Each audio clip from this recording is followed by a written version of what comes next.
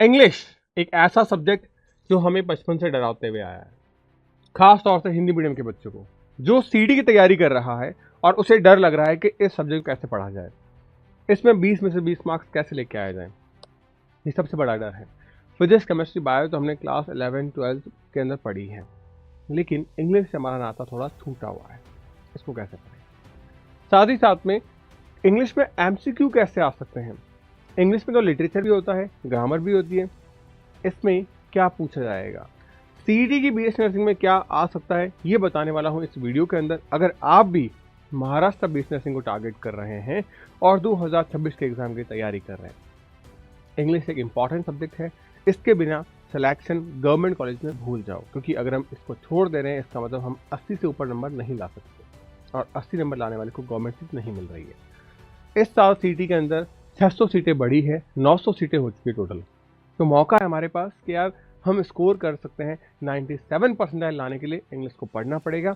मैं इस वीडियो में बताने वाला हूं इंग्लिश का वो कोर्स सिलेबस आपको डिटेल से, और न सिर्फ बताने वाला हूं बल्कि बताऊंगा भी कि किस तरीके से इसको पढ़ना है, कहां से पढ़ना है, कैसे एमसीक्यू लगाना है, कैसी टेस्ट सीरीज ज्वाइन करनी है, सब कुछ A to Z। तो बने रहिए मेरे साथ में। अगर आप पहली बार देख रहे हैं तो महाराष्ट्र नर्सिंग क्लासेस के शानदार प्लेटफॉर्म को आप जरूर से सब्सक्राइब करके बेल आइकन को प्रेस करना, बिकॉज मैं बहुत जल्द लेके आ रहा हूं आपके इस डरावने सब्जेक्ट की very very special class. English का सिलेबस क्या है भाई साहब, पढ़े क्या क्या, हमें क्या पढ़ना चाहिए, ये पता चल जाए तो हम हमारी स्टडी को शुरू करें।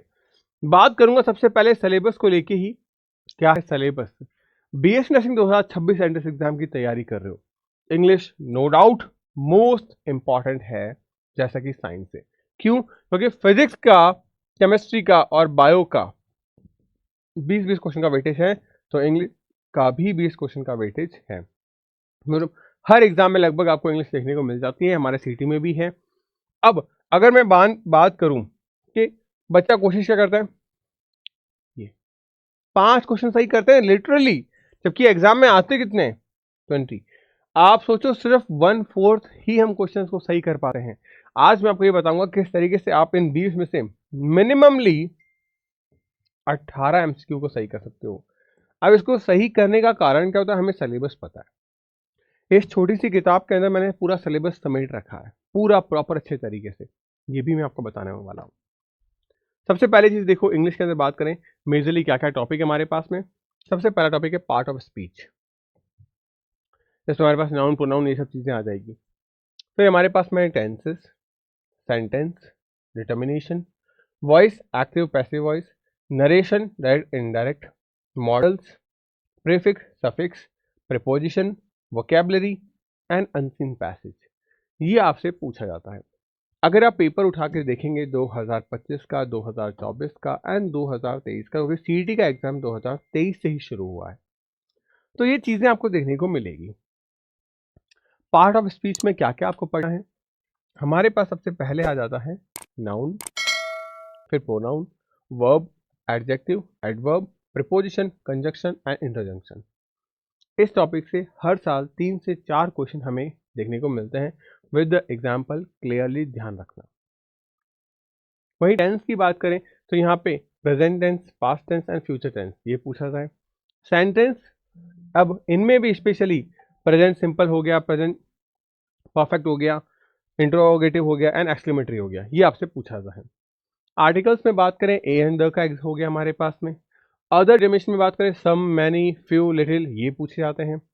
और इजीली आपसे यहाँ 1 से 2 नंबर के मार्क्स क्वेश्चन आप अच्छे से कर सकते हो, क्योंकि यहाँ पे सिर्फ आपको कुछ 15-20 रूल पता होने चाहिए।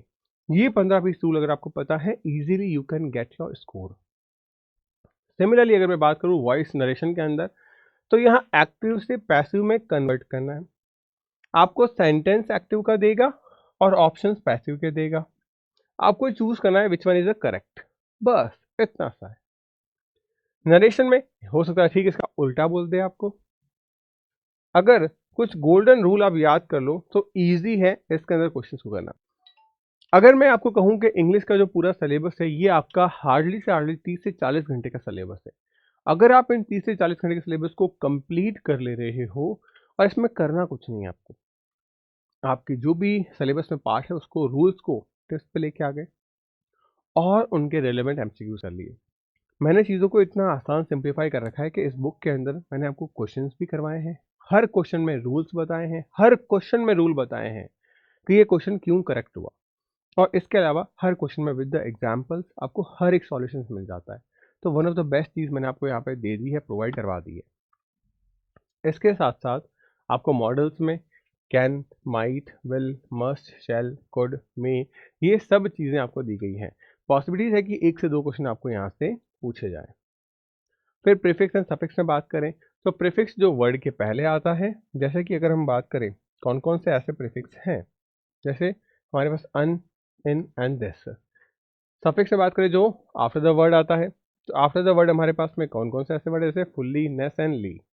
ये जनरली एग्जाम में पूछे जाते हैं। कैसे पूछा जाएगा, आपसे बोला जाएगा कि एग्जाम में वर्ड दिया गया है क्लियर। अब क्लियरली में हम जो सफिक्स लगाएंगे वो सफिक्स क्या आएगा, कौन सा वाला, तो यहाँ पे क्लियरली में सफिक्स तो आएगा ही नहीं भाई साहब, इसमें क्या आएगा, प्रीफिक्स आएगा। तो प्रीफिक्स ये रहा। इस तरीके की चीजें एग्जाम में पूछी जाती हैं।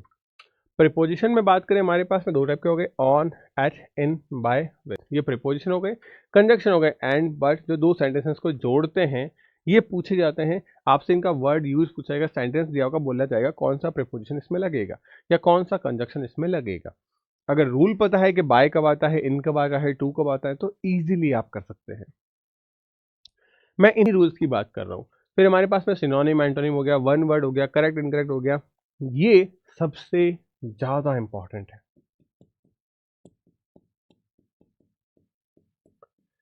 क्योंकि यहाँ पे 5 से 6 क्वेश्चन तो सिर्फ इस टॉपिक से आ जाता है, हर एग्जाम में पूछा जाता है ये, और कुछ गिने चुने हैं जो जनरली आते हैं आपसे।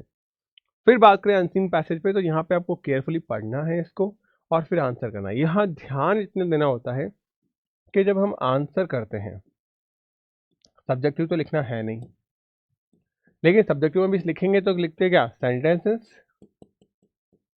सेंटेंस का नॉलेज हमें होना चाहिए कि पैराग्राफ में अगर हमें फर्स्ट पर्सन दिया है तो आंसर हमें थर्ड पर्सन के हिसाब से करना पड़ेगा, तो जो हमें सेंटेंस का आंसर दिया उसमें थर्ड पर्सन के हिसाब से ऑप्शंस चूज करने होंगे। इस तरीके के रूल्स अगर आप फॉलो करते हो, यू कैन इजीली स्कोर। बस यही छोटी सी चीजें हैं। अब आप सोचो, मैंने आपको 5-10 मिनट के इस वीडियो में सब कुछ बता दिया, सब कुछ यही करना है आपको।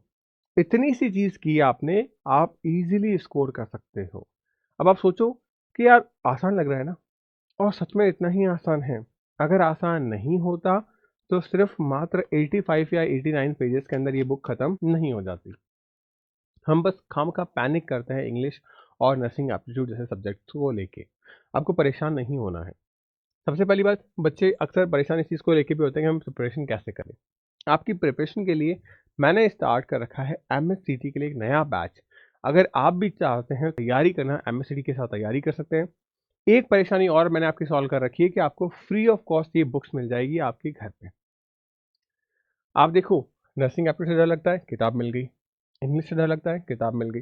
तो English, nursing aptitude, physics, chemistry, bio, botany, zoology सब आपको मिल रही है फ्री ऑफ कॉस्ट। इसके अलावा आपको प्रैक्टिस करने के लिए मिल रहे हैं 250 टेस्ट। और आप जैसे ही बच्चे हैं जो रैंक लेके आ रहे हैं, महाराष्ट्र के हर गवर्नमेंट एंड प्राइवेट कॉलेजेस में जाके देखिए, आपको हमारे बच्चे मिलेंगे। कारण क्या है कि क्वालिटी एजुकेशन पे फोकस किया जा रहा है। आपसे एक फीस तो ज़रूर ली जा रही है, लेकिन उस फीस के लिए आपको रिवॉर्ड सीधा आपका गवर्नमेंट सीट का कॉलेज दिया जा रहा है आपको। तो बस तैयारी करिए। अगर आपको कोई डाउट है आप मुझे ज़रूर बताइएगा, और बहुत ही जल्द मैं शुरू करने जा रहा हूँ महाराष्ट्र नर्सिंग क्लासेस के इस प्लेटफॉर्म पे आप लोगों के लिए स्पेशली डिज़ाइन की गई जीके की क्लासेस। तो अगर आप चाहते हैं, कमेंट में ज़रूर डाउन करिएगा, तो मैं जीके क्लासेस जल्दी आप लोगों के लिए लेके आऊँगा। Bye bye, take care, stay happy, stay healthy.